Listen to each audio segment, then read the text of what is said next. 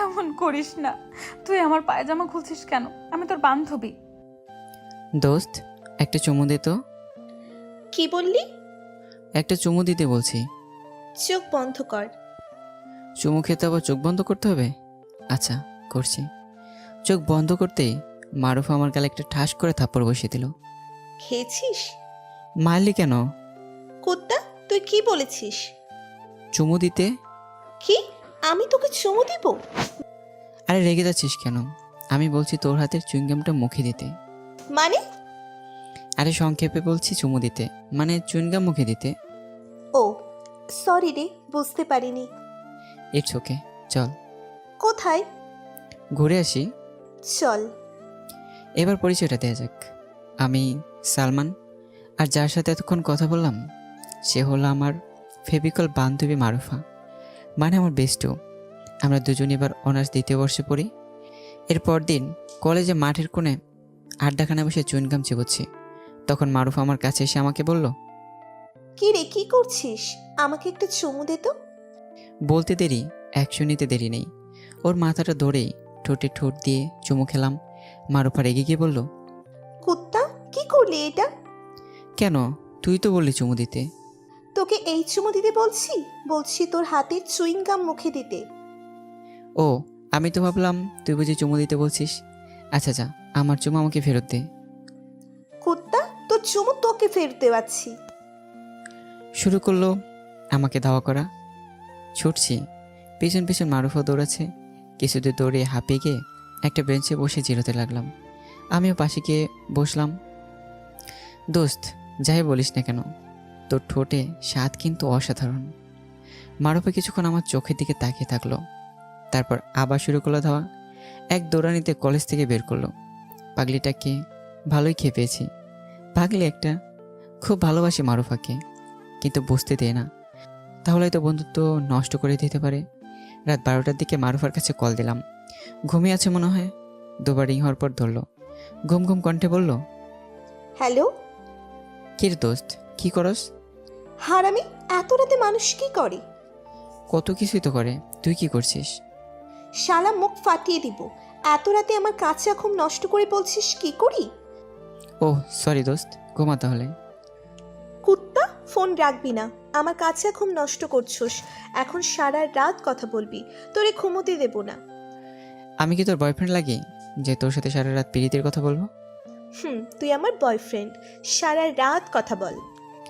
কি বলবো? বিয়ের পর বাচ্চা কয়টা নেবে এসব? আমার কিন্তু লজ্জা লাগছে।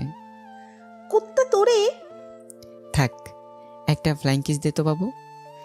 তোরে কুত্তা তোরে সামনে পাইলে কি যে করমু। কলটা কেটে দিয়ে মনের সুখে একটা ঘুম দিলাম। পরের দিন কলেজে গেলাম। মারুফা মিনারের সিঁড়িতে বসে আছে। ওর পাশে গিয়ে বসলাম। কি রে, কি করিস? কথা বলবি না, আমি রেগে আছি। তা মহারানীর রাগ ভাঙানোর জন্য কি কি করতে পারি? যা ফুচকা নিয়ে আয়। আচ্ছা, আনতেছি। কলেজের সামনে ফুচকলা মামা বসে। সেখান থেকে এক প্লেট ফুচকা কিনে গেলাম মারুফার কাছে। মারুফা ফুচকা পেয়ে সেই খুশি, গফাগপ খেতে লাগলো। এটা আমার সহ্য হলো না, তাই বললাম, এদিকে দেখতো, ওইটা রোমান না? কই? ও অন্যদিকে তাকানোর সাথে সাথে এক পিস মুখে পড়ে নিলাম। না, ওটা রোমান না। প্লেটের দিকে তাকিয়ে বলল, আমার ফুচকা একটা কই? আমি কিভাবে বলবো? তুই তো মাত্র খেয়েছিস। ছি মারুফা, তুই খেয়ে ভুলে যাস। চুপ হারামি, আমি দেখেছি ছিল। আচ্ছা দেখ তো, এটা তোর খালাতো বোন না? কোথায়? ওই যে। মারুফা তাকাতে আরেক পিস মুখে ঢুকে নিলাম, কিন্তু গিলতে পারলাম না। তার আগে ও ফিরে আমার দিকে তাকালো। আমার মুখের দিকে চোখ বড় বড় করে তাকিয়ে রইল। আমি ফুচকা মুখে রেখে বললাম, আমি না।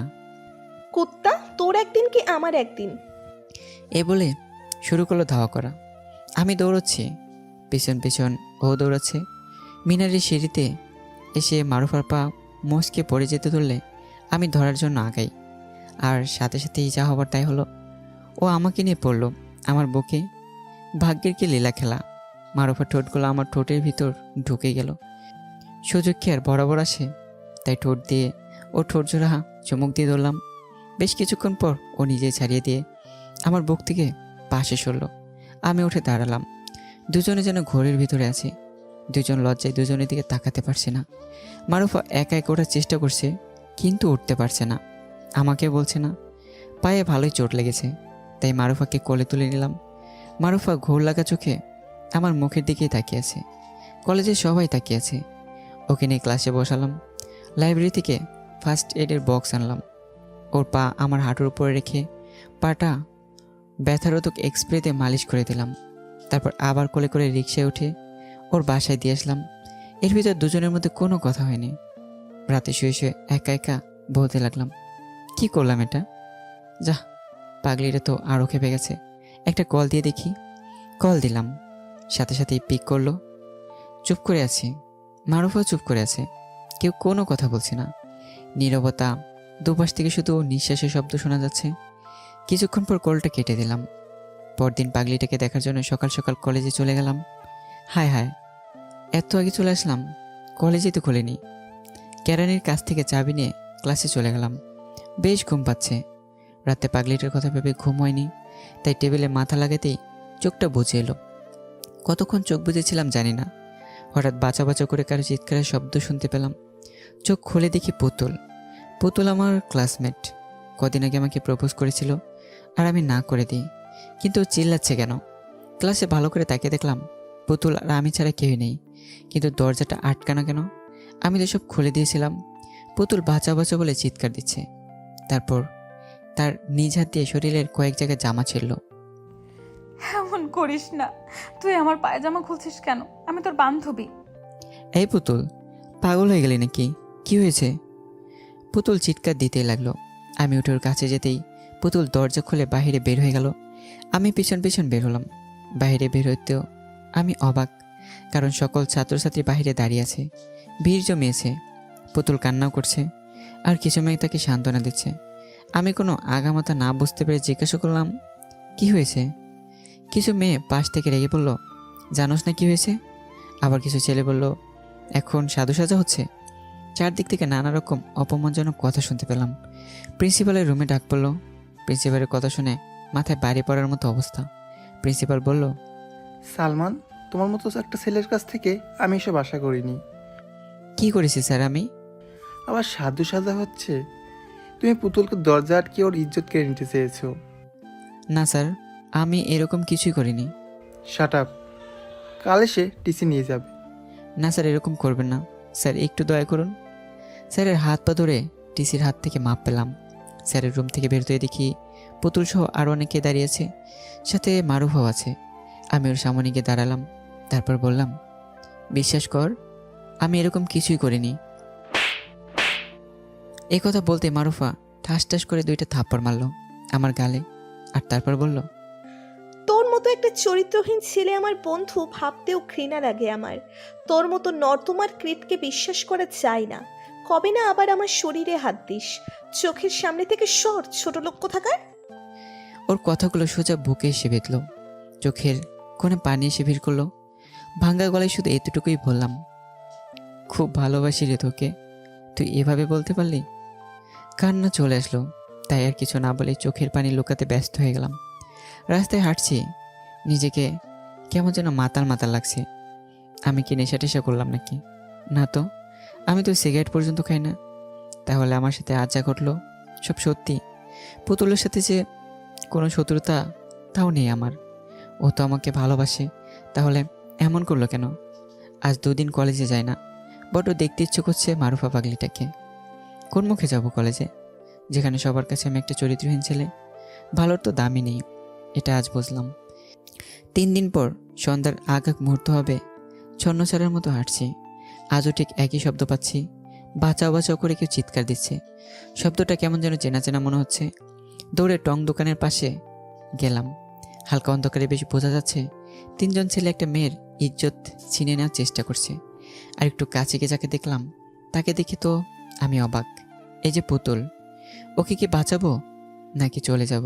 ও তো আমার জীবনটা ধুলোয় মিশিয়ে দিয়েছে। একবার ভাবলাম চলে যাই, তারপর ভাবলাম না, এই যে আমার নৈতিকতার দায়িত্ব হয়ে দাঁড়িয়েছে, একা তো আর পারবো না। তাই পাশ থেকে গুনে ধরা একটা বাঁশ নিলাম। দুটোর মাথায় 2টো বাড়ি দিতেই জায়গায় অজ্ঞান। বাকি যে ছিল সে তো ভয় পেয়ে দৌড় দিতে চেয়েছিল। ল্যাং মেরে ফেলে দিলাম। ছেলেটার হাত ধরতেই কোথা থেকে যেন চাকু বের করে হাতে এক টান মেরে চলে গেল। হাত বেয়ে রক্ত পড়তে লাগলো। কোনো রকম হাত চেপে পুতুলের কাছে গেলাম। ভয়ে মেয়েটা জড়সড় হয়ে আছে। সেদিন তো ইচ্ছে করে জামা ছেড়েছিল, আজও বেশ কয়েক জায়গায় জামা ছেঁড়া। আমার গা থেকে জ্যাকেটটা পুতুলের গায়ে জড়িয়ে দিলাম। আমার মুখের দিকেও তাকিয়ে আছে, আমার হাতের দিকে তাকিয়ে বলল, সালমান, তোমার হাত থেকে তো রক্ত পড়ছে, প্লিজ হাতটা এদিকে দাও। হাতে আর কি রক্ত ঝরছে, তার থেকে বেশি তো বুকে ঝরছে। আচ্ছা, সেদিন কি আমি তোমার গায়ে হাত দিয়েছিলাম? না, আমি সত্যিই সরি। কেন করেছিলে এমন? তুমি তো আমাকে ভালোবাসতে। এখনো বাসি। তুমি আমাকে ফিরিয়ে দেওয়ার পর তোমার উপর একটু জিদ চেপেছিল। তারপর সেদিন মারুফাকে তোমার কোলে দেখে আমার জিদ আর ধরে রাখতে পারিনি। তার পরের দিন ক্লাসে গিয়ে তোমাকে ঘুমাতে দেখে অমন অভিনয় করলাম, যাতে তোমাকে নিজের করে পেতে পারি। তুমি তো জানোই আমি মারুফাকে ভালোবাসি। আগে বলেছিলাম, চাইলে বেস্ট ফ্রেন্ড হতে পারতে। আচ্ছা যাই হোক, এখানে কি করছিলে এই সময়? রিক্সা করে যাচ্ছিলাম। রিক্সাওয়ালা এখানে রিক্সা থামিয়ে ওই টং দোকানে সিগারেট খেতে গেল। তখন ওই বোখাটেগুলো। হয়েছে, আমি রিক্সা ঠিক করে দিচ্ছি, চলে যাও। আমি সত্যিই সরি, ক্ষমা করে দাও আমায়। আমি সবাইকে সব সত্যি বলে দেব। আচ্ছা দিলাম করে, সাবধানে যেও। তোমার হাত দিয়ে রক্ত পড়ছে তো? যাওয়ার পথে ড্রেসিং করে নেবে। সাবধানে যেও। পুতুলকে একটা রিক্সায় করে পাঠিয়ে দিলাম। 2 দিন পর প্রিন্সিপাল কল করে কলেজে যেতে বলল। তার পরের দিন রাত ঠিক 12টার দিকে ফোন বেজে উঠল। তাকে দেখে মারুফার কল। বুকের ভিতর চিনচিন করে উঠল। ওর কথাগুলো মনে পড়তেই আর কল ধরলাম না। বেশ কয়েকবার বেজে বন্ধ হয়ে গেল। একে একে কলেজ থেকে সবাই কল দিয়ে ক্ষমা চেয়ে কলেজে যেতে বলল। কতদিন আর কলেজে না গিয়ে থাকবো, তাই কলেজে যাওয়ার চিন্তা করলাম। পরের দিন যত সময় কলেজে গেলাম, একে একে সবাই সে সরি বলে গেল। নিচের দিকে তাকিয়েই বলতে লাগলো, সরি রে, আমি বুঝতে পারিনি পুতুল যে এমন সবার চোখে ধুলা দেবে সেটা বুঝিনি। প্লিজ ক্ষমা করে দে আমায়। একটা কথা কি জানিস, কাছের মানুষের দেয়া ব্যথা সহ্য করা বড় কষ্টের। আচ্ছা যা, মাফ করে দিলাম। সত্যি? আচ্ছা চল কফি খেয়ে আসি। মারুফা যেন বিশ্বাস করতে পারছে না আমি এত তাড়াতাড়ি মেনে যাব। আসলে কষ্ট বুকে থেকে গেল। ওকে নিয়ে কফি খেতে চলে গেলাম। সব আগের মতো স্বাভাবিক হয়ে গেল, কিন্তু আমি স্বাভাবিক হতে পারলাম না। পরদিন আমি কলেজে গেলাম। মারুফা আর আমি পাশাপাশি বসে আছি। তখন মারুফা আসলো আমাদের কাছে। সালমান, কেমন আছো? এই তো ভালো, তুমি? ভালো। তোমার হাতের কি অবস্থা? ভালো। শার্টের হাতা ওঠাও তো, দেখবো। ভালো হয়ে গেছে। পুতুল নিচের দিয়ে শার্টের হাতা উঠিয়ে দেখতে লাগলো। মারুফা চোখ বড় বড় করে দেখছে কি হচ্ছে এখানে। তখন পুতুল বলল, বেশ খানিকটা কেটে গেছে, এখনো তো শুকোয়নি। চলো কফি খেয়ে আসি। না, পরে এক সময় খাবো। কোনো না শুনছি না। তুমি কিন্তু বলেছো বন্ধু হতে, এখন বন্ধুর কথা শোনো আর চলো। মারুফা, তুমিও চলো। না, তুই যা। কথাটা দাঁতে দাঁত চেপে বলল। পুতুল আমার হাত টেনে নিয়ে গেল। কি আজব দুনিয়া! 2 দিন আগে পুতুল আমার সাথে কি করলো, আর এখন একসাথে কফি খেতে ক্যান্টিনে যাচ্ছি। ক্যান্টিন থেকে ফিরে এসে দেখি মারুফা আগের জায়গায় বসে আছে। কিছুটা রাগের আভা ওর মুখে ফুটে আছে। পাশে গিয়ে বসলাম। তোর হাত কাটা, এটা ও জানলো কেমনে? আর আমাকে বলিসনি কেন? পরে বলবো।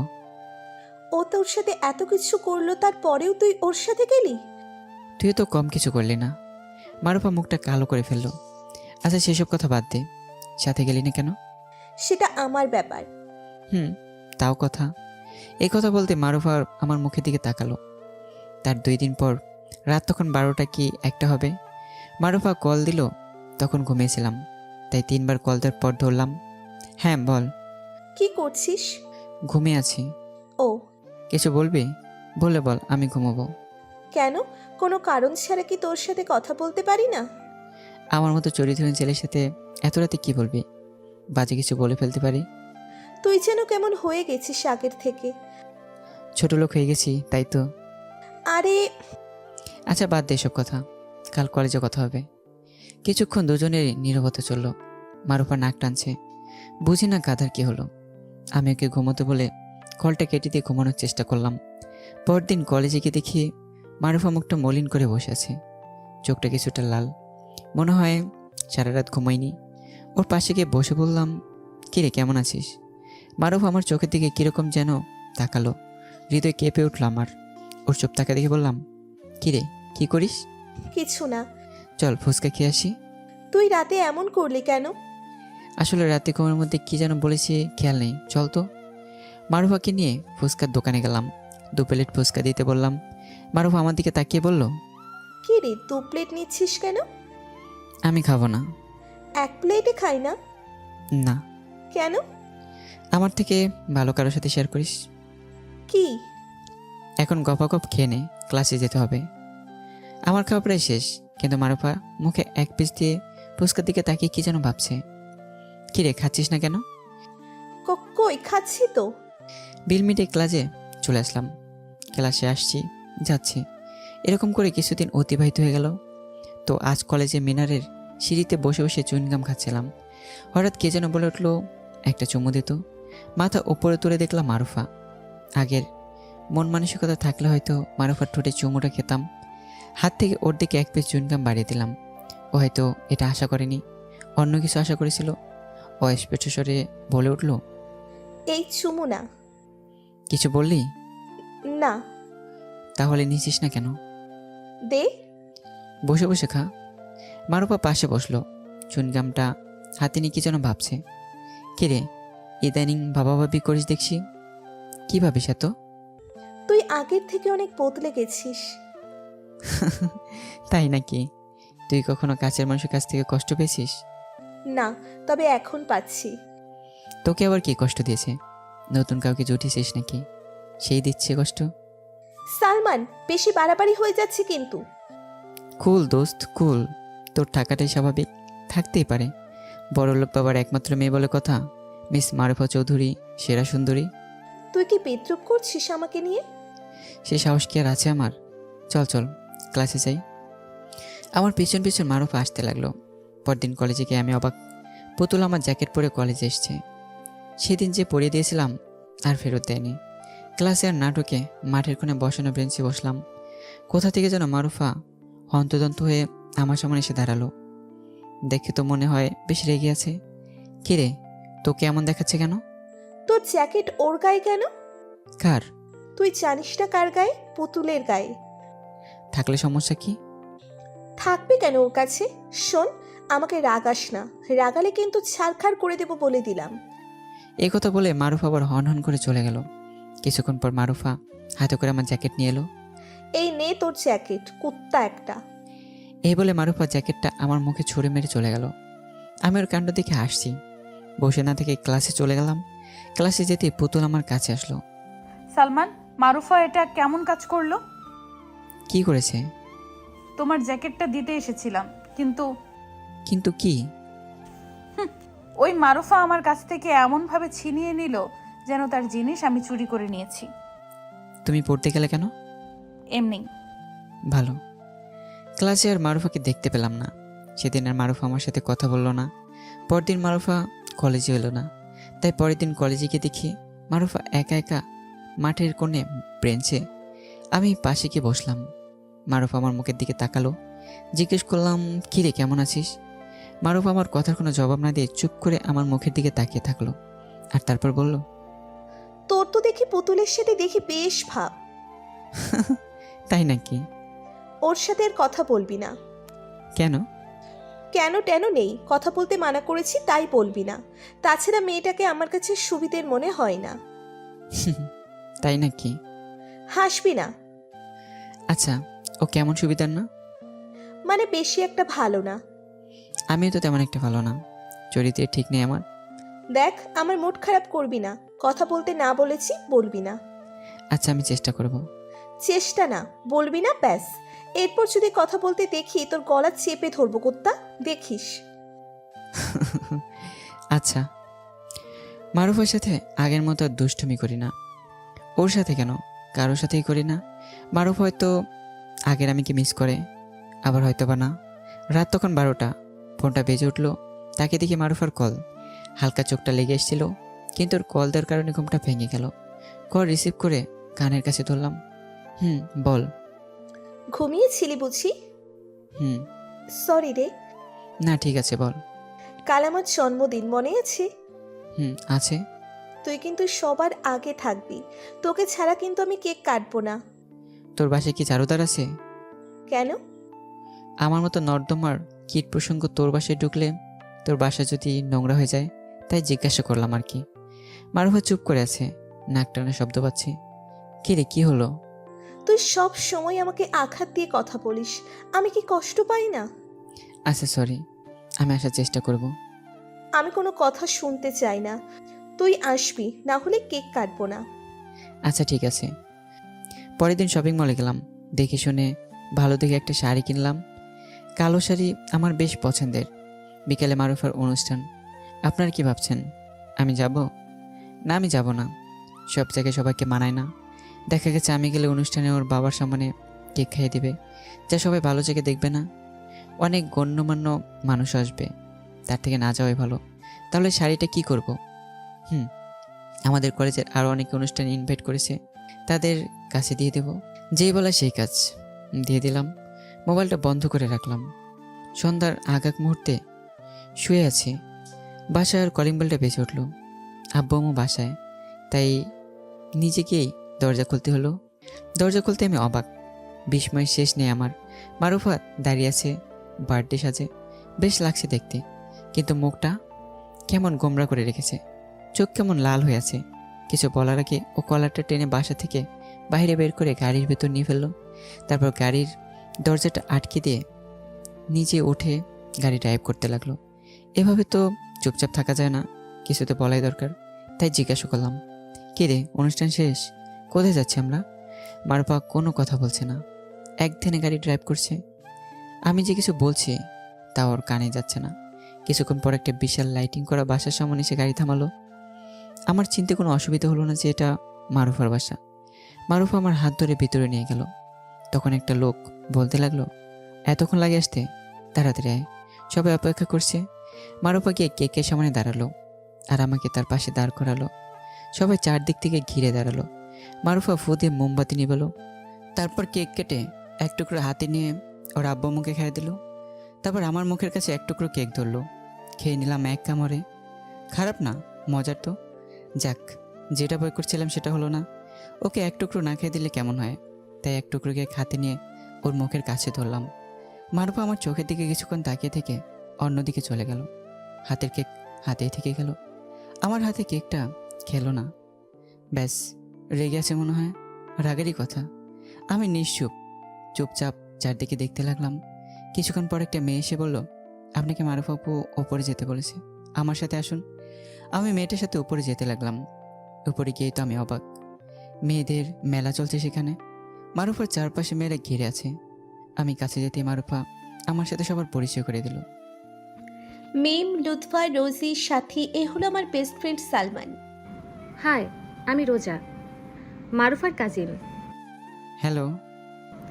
আপনি কত লাকি ছেলে, আপনার জন্য সবাইকে 2 ঘন্টা বসিয়ে রাখলো বার্থডে অনুষ্ঠানে। আপনার জন্য অনুষ্ঠান বন্ধ করে দিতে চেয়েছিল। তা মারুফা, উনি তোর বেস্ট ফ্রেন্ড নাকি অন্য কিছু? মারবো একটা, যা খাবার সাজা, ও খাবে এখন। হুম, বুঝি। চল তো তোরা। মারুফা ওদের নিয়ে খাবার সাজাতে লাগলো একটা টেবিলে। ওরা চোখের সামনে এভাবে বলায় বেশ লজ্জা পেয়ে গেলাম। মারুফা এই পর্যন্ত কোনো কথাই বললো না আমার সাথে। কিছুক্ষণ পর রোজাকে দিয়ে আমাকে ডেকে নিয়ে খাবারের চেয়ারে বসালো। বেশ অবাকি, কার সাথে আসলাম সেই কথাই বলছে না। বেশ চাপা অভিমান আমার উপর জন্মেছে। আমি একা বসেছি টেবিলে। এখানে হয়তো আমার জন্য স্পেশালভাবে সাজিয়েছি টেবিলটা। খাবার দেখে আমি বেশ অবাক হয়ে গেলাম। এত খাবার, পুরো টেবিলে খাবার দিয়ে ভরা। আমার চারপাশে লুৎফা সহ ওর কাজিনরা দাঁড়িয়ে আছে। একা খাবো কেমন দেখায়, তাই ওদেরও সাধলাম। আমি একা খাবো কেমন দেখায়, তোমরাও বসো। সবাই একসাথে বলল, না না ভাইয়া, আপনি খান, আমরা সব সার্ভ করব। এবার মারুফার দিকে তাকিয়ে বললাম, তুই বস, একসাথে আমরা খাই। মারুফা কিছু বলল না, আমার প্লেট টেনে খাবার বাড়তে লাগলো। মারুফা আপু, তোমার হিরো বসে একা খাচ্ছে আর তুমি দাঁড়িয়ে থাকবে? বসে পড়ো, বসো, সব করার জন্য আমরা আছি। মারুফার ঠোঁটের কোণে হালকা হাসি ফুটে উঠল। পরক্ষণে তো আবার মিলিয়ে গিয়ে রাগী রূপ ধারণ করলো। মারুফা আমার পাশের চেয়ারটা টেনে বসলো। আমার প্লেটে মারুফা খাবার বেড়ে দিতে লাগলো, সব ডাবল করে দিচ্ছে। মনে হচ্ছে জিদ করে দিচ্ছে। তাই আমি বললাম, এই কি করছিস, এত খাবার খাওয়া যায়? এই কথা বলে যেন আরও ভুল করে ফেলেছি। মারুফা আমার দিকে রাগি চোখে তাকিয়ে পেয়ালার খাবার সব প্লেটে ঢেলে দিল। প্লাস ওর থেকে ওর কাজিনরা তো দেখে হাসতে লাগলো। তাই আমি বললাম, এত খাবার খেলে তো আর এখান থেকে উঠতে পারবো না। সমস্যা নেই, আমরা আছি তো, আপনাকে কোলে করে নিয়ে যাব বেডরুমে। মারুফা রোজার দিকে দাঁত কটমট করে তাকালো। আরে ইয়ার, রেগে যাচ্ছিস কেন? আমি তো ফাজলামো করেছি। মারুফা আমার খাবার দিকে কিছুক্ষণ তাকিয়ে ওর কাজিনদের দিকে তাকিয়ে বলল, দেখ তো আর কি কি খাবার আছে নিয়ে আয়। এই না না, আর খেতে পারবো না। মারুফা জোর করে তারপরেও আরও খাবার দিল। ওর রাগি ভাব দেখে খাবারগুলো খেতে হলো। খাওয়া শেষ করে আর চেয়ারে থেকে ওঠার শক্তি পেলাম না। তাই ওর কাজিনদের বললাম, আমার হাতটা একটু ধরে টেনে ওঠাতো, উঠতে পারছি না। আমি হাত বাড়ালাম, ওরা যে আমার হাত ধরতে যাবে, তখন মারুফা খাবার রেখে উঠে ওদের হাত সরিয়ে নিজে আমার হাত ধরে উঠিয়ে দিল। ব্যাস, তুলতুলোর হাত। আগে কখনো খেয়াল করিনি। মারুফা ওর কাজিনদের বলল, ওকে আমার রুমে নিয়ে বসা, কিছুক্ষণ রেস্ট নিক। কি আর করার, ওদের সাথে রুমে গিয়ে বসলাম। বেশ কিছুক্ষণ গল্প করলাম। এর ভিতর মারুফা রুমে ঢুকলো আর ওর কাজিনরা সব বের হয়ে গেল। ভাবলাম এবার হয়তো ভালো মন্দ দু একটা কথা বলবে, কিন্তু না, সেরকম কিছুই বললো না।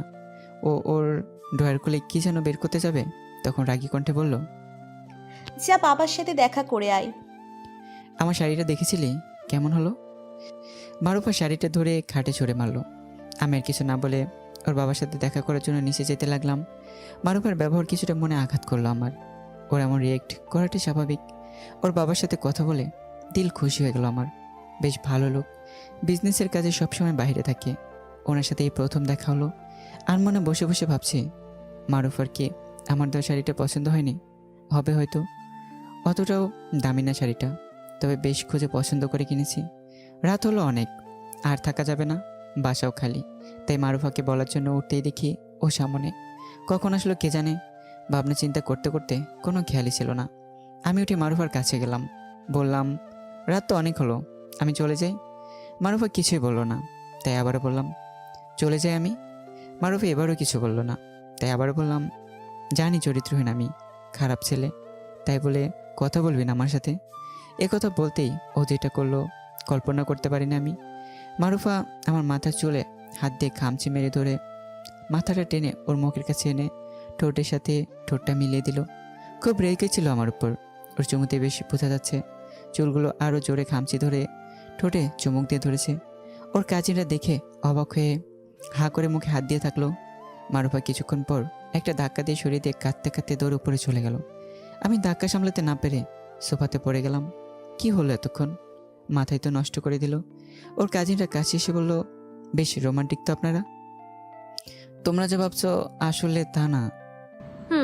দেখলাম তো, একজন আরেকজনের ঠোঁটের উষ্ণ ছোঁয়া নিচ্ছেন। যান, বাহিরে আপুর গাড়ি আছে, এগিয়ে গিয়ে আসবে। আমার কিছু না বলে বাইরে চলে আসলাম। কান্না করার কথা আমার, সে জায়গায় কান্না করছেও। বাইরে এসে ছাদের দিকে তাকাতে দেখলাম মারুফা চলচলে চোখে তাকিয়ে আছে আমার দিকে। আমি গাড়িতে গিয়ে বসলাম। ওর হঠাৎ পাগলামি আমার অভিমানের পাহাড়কে গলিয়ে দিচ্ছে। ওকে এসব করে কিছু বোঝাতে চাচ্ছে আমাকে। গাড়ির কাছ নামিয়ে আবার তাকালাম ছাদের দিকে। এখনও তাকিয়েছে আমার দিকে। চোখের পানি চিকচিক করছে মারুফার গালে। আমার চলে যাওয়ার দিকে তাকিয়ে আছে। বাসায় এসে শুয়ে পড়লাম। সকালে মামা বাসা থেকে বাবা ফোন দিয়ে বলল, সালমান, তোর আম্মু এখানে অসুস্থ হয়ে পড়েছে। কি বলো, কিভাবে? জানি না, বারবার তোকে আসতে বলতেছে। আচ্ছা, আমি আজ বিকেলে আসছি। আচ্ছা, চলে আসিস। মারুফাকে জানানো দরকার, বিকেলে চলে যাব। তাই ওর ফোনে কল দিলাম। ফোন বন্ধ বলছে। বেশ কয়েকবার কল দিলাম, কিন্তু ফোন বন্ধই বলছে। আমার উপর রাগ করে ফোন বন্ধ করে রেখেছে। বাসে বসে বসে ওর ফোন অনেক ট্রাই করলাম, কিন্তু ফোন বন্ধ বলছে। অবশেষে মামার বাসায় গিয়ে পৌঁছালাম। সন্তান কাছে থাকলে মায়ের এমনি ভালো হয়ে যায়, যার প্রমাণ আজ পেলাম। রাতে মা নিজ হাতে আমাকে খাইয়ে দিল। তারপরের দিন মামাদের ওখানেই কারেন্ট ট্রান্সমিটারে কী যেন সমস্যা হয়, কারেন্ট চলে গেছে। কারেন্ট না থাকার কারণে মোবাইলটা বন্ধ হয়ে গেল। আজ 3 দিন ধরে ফোন বন্ধ, সবার সাথে যোগাযোগও বন্ধ। মারুফা পাগলিটা কী করছে কে জানে। ফোন কি এখনও বন্ধ করে রেখেছি কি না জানি না। কারেন্ট আসতে আরও 2 দিন লাগবে। মোট 5 দিন পর কারেন্ট আসলো। পঞ্চম দিন রাতে আসলো কারেন্ট। চার্জে রেখে মোবাইল ওপেন করলাম। ওপেন করতে বেশ কতগুলো মেসেজ আর কল দেখতে পেলাম। আপনারা কি ভাবছেন, কে দিতে পারে? ঠিকই ধরেছেন, সবগুলোই মারুফা দিয়েছে। যেই মুহূর্তে কল দেব ঠিক তখনই মারুফা কল দিল। কল রিসিভ করতেই, ওই কুত্তা, তোর ফোন বন্ধ কেন? তোরে খুন করমু কুত্তা, বিলাই, তোর বাসায় তালা মারা কেন? কি হলো, কথা বলছিস না কেন? ফোনে চার্জ ছিল না, আর আমি এখন মামা বাসায়। তোর মামা বাসার অ্যাড্রেস বল, আমি এখনই আসবো কেন? তোকে দেখতে, তাড়াতাড়ি বল। পাগল হলি নাকি? এই রাতে আসবি? হ্যাঁ পাগল হয়েছি, তুই বলবি কিনা বল। দেখ, পাগলামি করিস না, 2 দিন পর আমি আসতেছি। আমি এত কিছু শুনতে চাচ্ছি না। আরে পাগলি, এত রাতে আসবি, লোকে কি বলবে? তাছাড়া মা বাবা এখানে, তাদের কি বলবো আমি? আমি এত কিছু শুনতে চাচ্ছি না, তুই বলবি কিনা। আমি কিন্তু কিছু একটা করে বসবো। পাগল হলি নাকি? কি আজে বাজে বকছিস? তাহলে তুই বলবি না? ঠিক আছে, দেখ কি করি। পাগলামি করিস না। আচ্ছা বলছি, মেসেজ দিছি, এই ঠিকানায় চলে আসিস, আর সাবধানে আসিস। বুঝে নাকি পাগলামি শুরু করেছে। রাত 11টার দিকে মারুফ এসে পৌঁছালো।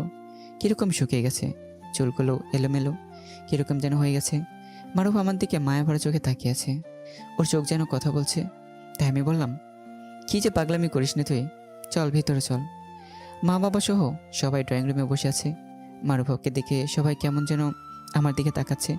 তাই সবার উদ্দেশ্যে বললাম, আব্বু আম্মু, ও হলো মারুফা, আমার ফ্রেন্ড, আর মারুফা, এরা আমার আব্বু আম্মু। মারুফা সোজা গিয়ে আব্বু আম্মুর পা ছুঁয়ে সালাম করলো। থাক থাক, পা ছোঁয়া লাগবে না। কি লক্ষ্মী মেয়ে, মুখটা এমন শুকনো কেন? কিছু পেটে পড়েনি? মারুফা মাথা নামিয়ে না বলল, এই টেবিলে খাবার বার, মেয়েটার ক্ষুধা লাগছে। আগে ফ্রেশ হয়ে নি। যা, তানিয়ার রুমে নিয়ে যা। তানি আমার মামাতো বোন। মারুফাকে ফ্রেশ হতে পাঠালাম। কিছুক্ষণ পর ওকে ডাকার জন্য রুমে গেলাম। গিয়ে শুনি তানিয়া মারুফাকে বলছে, কি এত রাতে ফ্রেন্ডের টানে আসছো নাকি প্রেমের টানে? ধ্যাত, জানি না আমি। কিছুটা লজ্জা পেয়ে পড়লো মারুফা। আমি বাহির থেকে বললাম, মারুফা, তোর হলে খেতে আয়। রাতে সবাই একসাথে খেয়ে দিয়ে যে যার রুমে ঘুমোতে চলে গেল। মারুফাকে তানিয়ার রুমে ঘুমোতে দেওয়া হলো। সবাই সবার মতো শুয়ে পড়লো। আমি কিছুক্ষণ মোবাইলে এফবি চালিয়ে লাইটটা বন্ধ করে শুয়ে পড়লাম। হঠাৎ অন্ধকারে কেউ একজন আমার মাথায় হাত রাখলো। সুবাসটা বলে দিচ্ছে, এ আর কেউই নয়, মারুফা। মারুফা, হুম, তুই এখানে কি করছিস? কেউ দেখলে খারাপ ভাববে। ছাদে আয়, কথা আছে। পাগল হলি নাকি? এত রাতে কেউ দেখে ফেলে সর্বনাশ হয়ে যাবে। কেউ দেখবে না। যা বলার সকালে বলিস। তুই আসবি নাকি সবাইকে জাগাবো? তুই না? আচ্ছা চল। ওকে নিয়ে ছাদে যেতেই আমাকে জড়িয়ে ধরে কেঁদে দিল। এই মারুফা, কি করছিস? ছাড়। হঠাৎ তোর কি হলো? ছাড়, কেউ দেখে ফেলবে। খুব ভালোবেসে ফেলেছিলে তোকে, ফিরিয়ে দিস না। কি যাতা বলছিস? তোকে ছাড়া আমি চলতে পারবো না রে। প্লিজ, তোর বুকের ভিতর জড়িয়ে রাখ আমায়। আগে ছাড়, কেউ এভাবে দেখে ফেললে সর্বনাশ হয়ে যাবে। না, ছাড়বো না। বল ভালোবাসি। এই কদিন ঠিক মতো ঘুমোতে পারিনি, খেতে পারিনি। ছাড় আগে। না, ছাড়বো না। এক পর্যায়ে মারুফাকে ছাড়িয়ে ঠাস করে একটা থাপ্পড় বসিয়ে দিলাম ওর গালে। নিজেও হতবাক হয়ে গেছি, কি করলাম আমি? মারুফা আমার দিকে কিছুক্ষণ তাকিয়ে থেকে কাঁদতে কাঁদতে নিচে চলে গেল। আমি পিছন থেকে অনেকবার ডাকলাম, কিন্তু আমার কোনো কথাই শুনলো না। আমি রুমে এসে ঘুমানোর চেষ্টা করলাম, কিন্তু মারুফা মাঝে মাঝে এমন কাজ করে যে ওকে নিয়ে ভাবতে ভাবতে রাত পার হয়ে যায়। সকালে মারুফা তার হ্যান্ডব্যাগ নিয়ে চলে যাচ্ছে। আমি পিছন থেকে ওর হাত টেনে ধরলাম। ও আমার দিকে রাগি চোখে তাকিয়ে এক ঝাটকায় হাত ছাড়িয়ে নিল। আমি আবার হাত টেনে ধরলাম, এবারও হাত ছাড়িয়ে নিল। ভালোই খেপেছে। এবার ওর হাতের ব্যাগটা টেনে ধরলাম। ও মা, সে কি রাগি লোক নিয়ে আমার দিকে তাকালো। ভয়ে ছেড়ে দিলাম। মারুফা কিছুক্ষণ আমার দিকে তাকিয়ে তারপর হাতের ব্যাগটা আমার দিকে ছুঁড়ে মেরে বলল, কুত্তা, এখন আটকাস কেন? আটকাবি না। তারপর হন হন করে চলে গেল। ব্যাগটাও নিল না। ফোনে কয়েকবার কল দিলাম, কিন্তু ধরলো না, বারবার কেটে দিচ্ছে। মেয়েটা সব সময় আমার টেনশনে রাখে। কে জানে রাগ করে আবার গাড়ি অ্যাক্সিডেন্ট করেছি কিনা। না, এই মেয়ে আমাকে শান্তিতে থাকতে দেবে না। দুপুর হলো, কোনো খোঁজ খবর পেলাম না মারুফার। কলও ধরছে না। বিকেলে রুমে আতশো হয়ে বসে আছি। ঠিক সেই সময় আরও হাসির শব্দ পেলাম। রুম থেকে বের হয়ে ড্রয়িং রুমে গিয়ে আমি বেশ অবাক। মারুফ এসেছে, সাথে তার বাবাকেও নিয়ে। আমার বাবার সাথে আঙ্কেল কি নিয়ে যেন হাসাহাসি করছে। মারুফ আমার মা বাবার মাঝখানে বসে আছে। আমাকে দেখে মুখটা বেঞ্চি কেটে অন্যদিকে ফিরে নিল। তারপর মারুফার বাবা বলল, ভাই সাহেব, আর মেয়েটাকে দেখেন, কেঁদে কেঁদে চোখের কি করেছে। আজ আমার দুবাই যাওয়ার কথা ছিল, কিন্তু মেয়েটা আমার কল করে কেঁদে কেঁদে একাকার করে ফেললো, তাই তো চলে আসতে হলো। এখন ভাই সাহেব, আমার মেয়েটাকে আপনার মেয়ে করে নেন। তা তো নেবই, এমন লক্ষ্মী মেয়ে কেউ হাতছাড়া করে? রাতে যখন আপনার মেয়ে আসলো তখনই বুঝতে পেরেছি আমার ছেলের সাথে আপনার মেয়ের কিছু একটা আছে। তাহলে তো আমার মেয়েকে আপনার ঘরের লক্ষ্মী করতে কোনো সমস্যা নেই। কি বলেন বেয়া সাহেব? কি যে বলেন বেআই সাহেব, আপনার মতো একজন সম্মানিত লোকের সাথে আত্মীয়তা করা তো ভাগ্যের ব্যাপার। মাঝখান থেকে আমি বললাম, আমার সমস্যা আছে। সবাই আমার দিকে অবাক হয়ে তাকালো। মারুফা চোখ বড় বড় করে চেয়ে আছে, এই যেন কি লেখাবে। তোমার কি সমস্যা বাবা? আমার মেয়ে কি খারাপ? তা না আঙ্কেল, ও অনেক ভালো একটা মেয়ে। তাহলে সমস্যা কোথায়? ও দেখতেও খুব সুন্দর, খুব ভালো একটা মেয়ে। আমি চাই না আমার মতো একটা সাধারণ ছেলের সাথে ওর জীবন কাটুক। ও অনেক ভালো উঁচু জায়গায় বিয়ে হবে, আমি চাই ওই সুখে থাকুক। এতক্ষণ মারুফা কিছু বলেনি, কিন্তু আমি এ কথা বলাতেই বসতি কোটে সবার সামনে আমার হাত ধরে টেনে রুমে নিয়ে গিয়ে রুমের দরজাটা আটকে দিল। এ কি করছিস? দেখ, উল্টো পাল্টা কিচ্ছু করবি না, বাইরে সবাই আছে। কুত্তা, আজ সব করব। খুব ভালোবাসি তো, তাই এমন করছিস। আমি চুপই আছি। আমার চুপ থাকা দেখে এবার গলা চেপে ধরলো। চুপ করে আছিস কেন কুত্তা? তোকে আজ মেরে ফেলবো। আমাকে বিয়ে করবি নাকি তোর? আর কিছু বলতে দিলাম না, ঠোঁট দিয়ে ওর মুখ বন্ধ করে দিলাম। আর কত অভিমান করে থাকবো। কিছুক্ষণ পর ছেড়ে দিলাম। অসত্য মেয়েটা যেন ঠোঁটের ছোঁয়ায় নিমিশেই শান্ত হয়ে গেল। মারুফা বুকের ভেতর কয়েকটা কিল ঘষে দিয়ে বলল, শয়তান একটা, আমাকে ভালোবাসিস না তাই না? তাহলে এখন চুমু দিলি কেন? আমি আরো শক্ত করে মারুফাকে জড়িয়ে ধরলাম। মারুফা বুকের ভিতর মুখ খুঁজে আমাকেও জড়িয়ে ধরলো। বেশ কিছুক্ষণ পর মারুফা বুকের ভিতর থেকে মুখ বের করে বলল, এবার ছাড়, সবাইকে বলতে হবে তো। আর রুম থেকে বের হয়ে সবাইকে হ্যাঁ বলবি। ওকে। আব্বু আর আঙ্কেলকে হ্যাঁ বলে দিলাম। তারা বিয়ের দিন ঠিক করলো। এরপর মারুফা আর আমার বিয়েটা ধুমধাম করে হলো। বাসরাতে দুজনেই খাটে বসে আছি। আমি মারুফার দিকে তাকিয়ে বললাম, তোকে খুব সুন্দর লাগছে। ওই, তুমি এখনো তুই তুই করে বলবে? আচ্ছা সরি। তা তুমি আমার মতো কীটপতঙ্গের সাথে নিজেকে জড়ালে কেন? এ কথা বলতেই মারুফা আমাকে ধাক্কা মেরে ফেলে দিয়ে বুকের উপর চেপে বসলো আর বলল, কি বললি তুই? আবার এসব? আজ তোকে এমন শাস্তি দিব, জীবনেও আর এসব কথা মুখে আনবি না। সরি ভু। আর বলতে দিল না, ঠোঁটের উপর হামলা করা শুরু করে দিল। এই যেন রোমান্টিক আক্রমণ। এরকম আক্রমণের শিকার আমি রোজই হতে চাই। এই যুদ্ধে কোনো হার জিত নেই, আছে শুধু ভালোবাসা।